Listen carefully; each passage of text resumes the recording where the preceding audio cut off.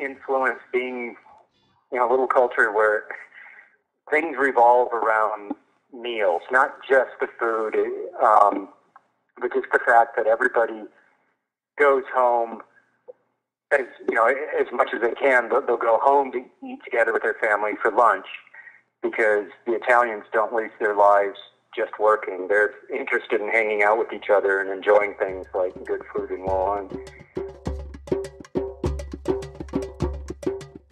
It's the Dolomites that just blew me away as a racer. And I live in Colorado. It is very pretty in my state, up in the mountains. But the Dolomites, more than the Alps or Pyrenees, are absolutely spectacular. Certainly from a riding point of view, a lot of, for a mountainous area, there are a lot of roads. They're very well maintained.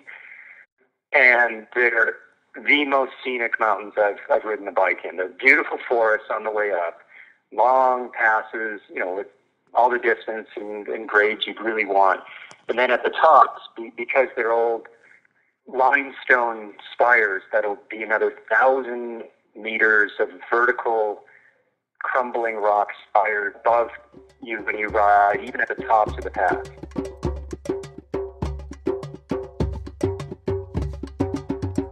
The locals, whether they're cycling fans or not, for them it was unforgettable that all the riders just went ahead with the race.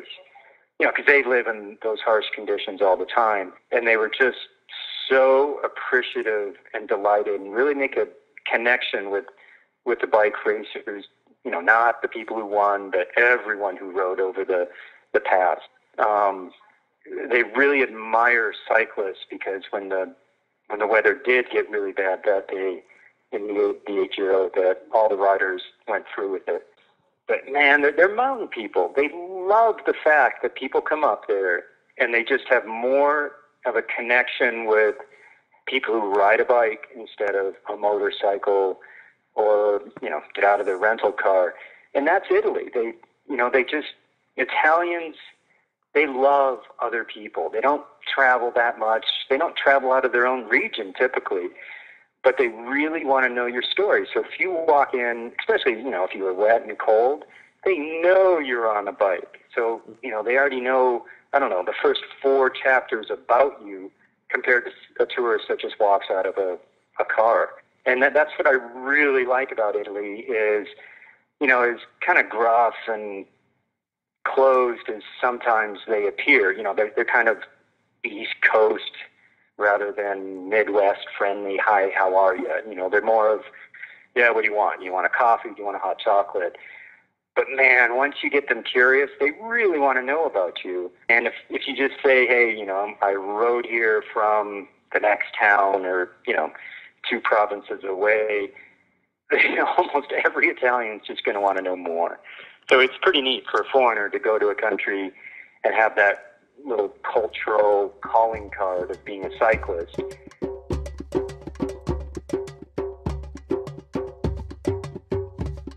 I'm not recognized when I ride my bike around.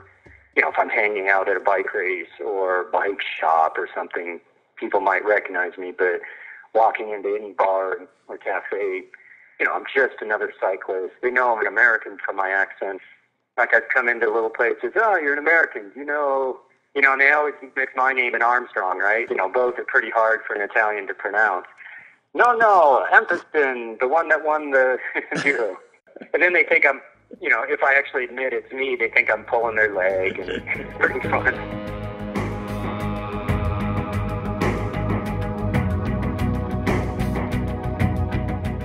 You've got to really embrace the French people to really appreciate their country.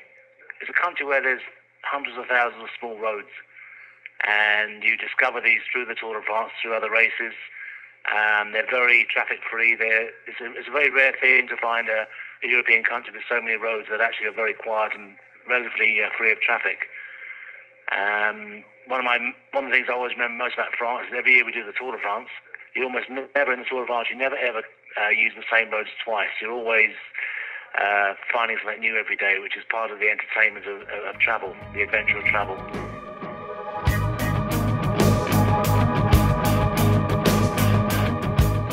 I think 1989 is probably the most famous, we say, modern-day Tour de France because of the 8-second winning time gap from Greg LeMond to Laurent Fignon at the end of it. But much more than that, it was remembered for the intensity of it. Like every day there was something going on. The defending champion turned up late for his prologue time trial. All strange things happened that every day was like a helter-skelter ride. It was like a voyage into the unknown because so much was going on. And then eventually there's this two-way battle between Fignon and Le Mans that it seemed to run for the full 3 weeks, but actually only probably was for about 10 days of the race. Any Tour de France since then, with the possible exception of 2003, was Lance Armstrong, but all the other tours just pale into insignificance alongside that Tour de France of '89.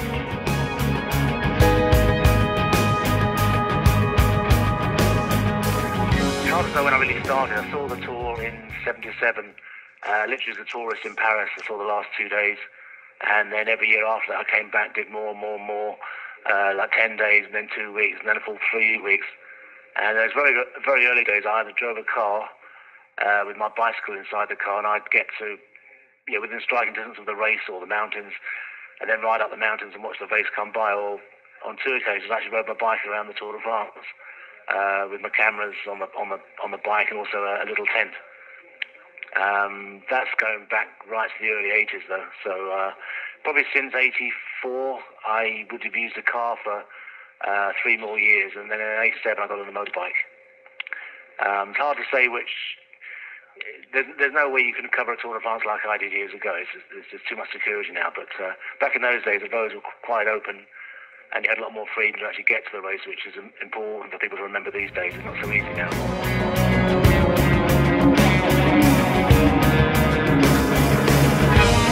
I would just choose a place, a town, a hotel, which gave me access to, say, 3 or 4 days of the tour. Maybe with the use of a car, but also with the bike, I would just pinpoint, just target like 3 or 4 stages, the best 3 or 4 stages, and just ride out every day to see the race, and then come back in the evening. No work, just go straight to the restaurant and open a bottle of wine.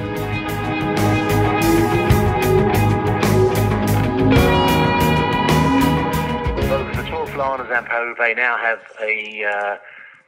we call it participation ride the day before each race. So you can ride, for example, Tour of Flanders, you can do the whole of the route on the Saturday, the day before the big race. That makes that race a very attractive target if you're a very fit, healthy cyclist. You don't have to do the whole route. There are smaller versions of it, but that way you can go and ride the race route on the Saturday, and then on the Sunday, just basically watch the race on TV. If you don't want to go out the day before, then on the day itself, the Tour of Flanders is very, very busy as far as getting around, because it's just followed by 500,000 spectators. Paris-Roubaix does the same thing the day before. There's a randonnée along the whole of its route all the way into the stadium in Roubaix, which makes it a great challenge for cyclists to do it, because obviously on the cobblestones you're going to be you'll be quite challenged.